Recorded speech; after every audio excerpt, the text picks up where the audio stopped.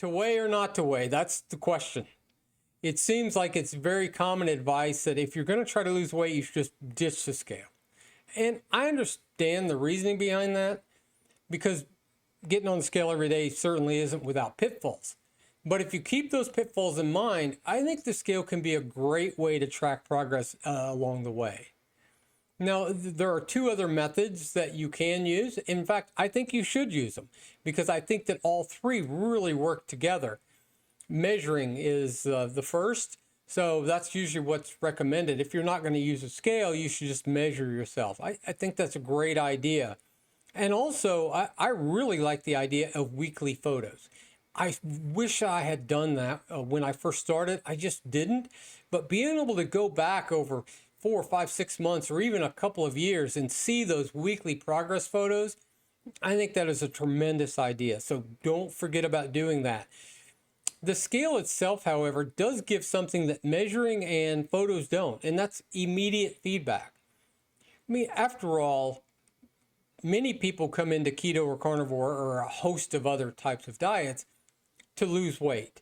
And although measuring may be superior, maybe long-term or in some ways, I've never seen the video that said I've lost 35 inches doing carnivore. That's not what you see. It's I've lost 100 pounds, because we are concerned with losing weight. Ultimately, what we really want to do is lose fat, not just weight. You want to increase lean muscle mass and bone density while losing fat. And that's one of the cons, or the knocks, I should say, about the scale. You don't know what you're really losing. Have you just lost some water? Have you lost some fat? Are you losing a little bit of muscle? It's one of the things that you really do need to keep in mind. But if you're aware of those things, the scale works great. At least that's what I think. I weigh every day. So if you do weigh, you don't weigh, you got good or bad thoughts about that, let me know in the comments below. I'd love to hear them. I think the scale does a few things. First of all, if you're aware of the weight fluctuations you're normally going to see and those types of things, it's a great way to track progress. I get on the scale every morning at the same time. It's my routine. I write that weight down on a scale, or I write that weight down on a calendar. I can go back and actually look at my progress as I go. This has been good for me in a couple of different ways. Now, I only count my actual weight on Monday. So I write it down every morning, but Monday is the day that counts. One of the ways that this has helped me is not only to see weight loss, but it's really helped me in times when I've thought I hit a real stall. I remember times I've thought, wow, I've not lost any weight for 2-3 weeks. I could go back in the calendar and actually look and realize, no, I've lost 1.5 pounds. I just didn't think I had. Or I thought a stall was lasting much longer than what I had anticipated. But no, it only lasted 2 weeks or 3 weeks. So I can go back and look at that information. I find it really helpful.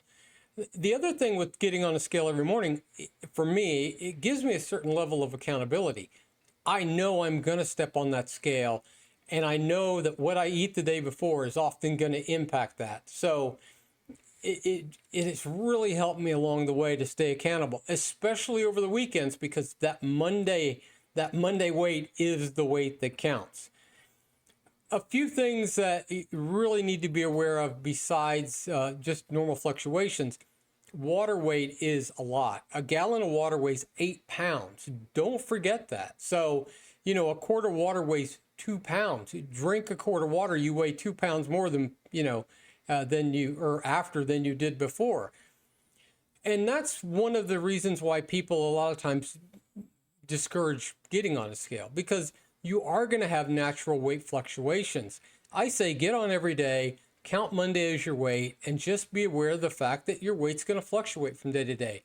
What you want to see is over 3, 4, 5, 6 week period that you actually are making progress.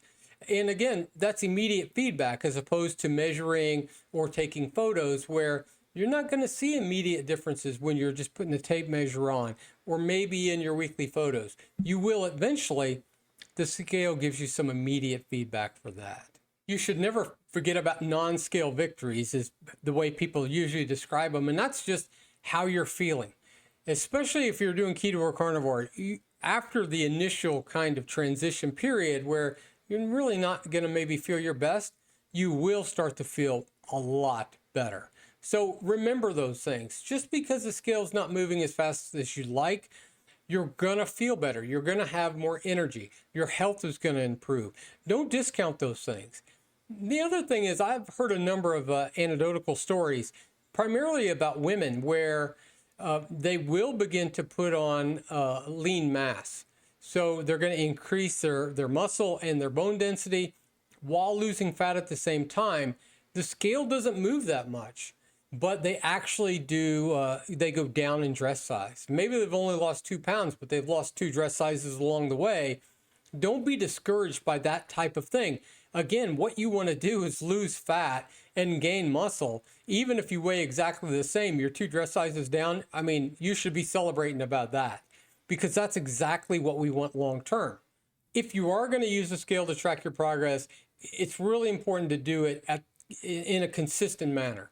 You get up in the morning, you go to the bathroom, you get on the scale. You're wearing the same thing as close as possible every single morning. You write it down on a calendar.